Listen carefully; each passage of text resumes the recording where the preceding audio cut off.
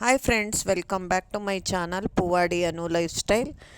ನಾನಿವಾಗ ತೋರಿಸ್ತಾ ಇರೋದು ಸಿಹಿ ಗೆಣಸಿಂದು ಒಂದು ಚಾಟ್. ಇದು ಮಕ್ಕಳು ಸ್ಕೂಲಿಂದ ಬಂದಾಗ ಅಥವಾ ನಾವೇ ಸಾಯಂಕಾಲ ಏನಾದ್ರು ತಿನ್ನಬೇಕು ಅಂತ ಅನಿಸುತ್ತಲ್ಲ, ಅವಾಗೆಲ್ಲ ಮಾಡ್ಕೊಬೋದು. ಹೇಗೆ ಅಂತಂದರೆ ಗೆಣಸನ್ನ ಒಂದು ದಪ್ಪ ದಪ್ಪ ಸ್ಲೈಸಾಗಿ ಹೆಚ್ಕೊಂಡ್ಬಿಡ್ಬೇಕು.